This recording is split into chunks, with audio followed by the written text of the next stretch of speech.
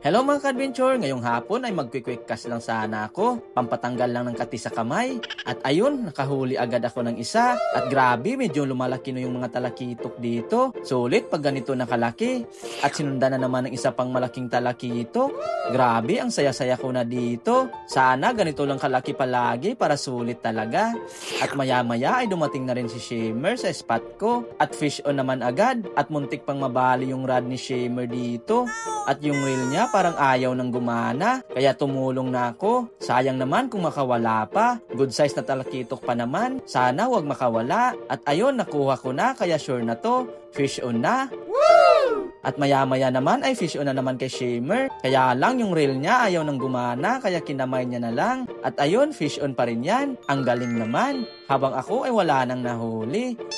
At maya-maya ay may isa pang angler ang dumating at fish on na sana. Kaya lang nakawala. Sayang naman. Pero maya-maya ay nakahuli na rin si Master. Ayun, fish on na. Ang saya-saya na ni Master dito kasi di na siya zero. At kasunod naman ay fish on na naman kay Shimmer dito. Grabe, paldo na ang batang angler na to. At sinundan pa ng isa pa. Grabe talaga.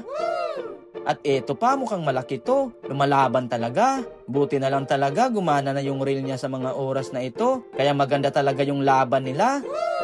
At eto na, ang laking talakitok na niyan. Grabe, nice one. At panghuli, bago umuwi ay nakaisa pa ako. Kaya add to cart na yan.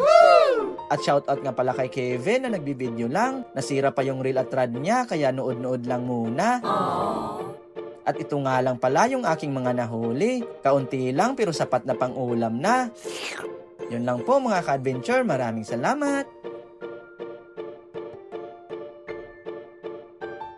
Shoutout nga pala kay Casey Bandoy na katabi ko sa pamimingwit kanina. Kay Ramos Corfin Famor, maraming salamat idol. Next kay Kinor Nocre, ang malakas kong classmate nung high school hanggang college. At next kay Master Felix Diaz Dar III, Happy Fishing Master. At next naman kay Hoy Toto Abareco na classmate ko rin ng high school. God bless din sa iyo, mate. Maraming salamat at ingat!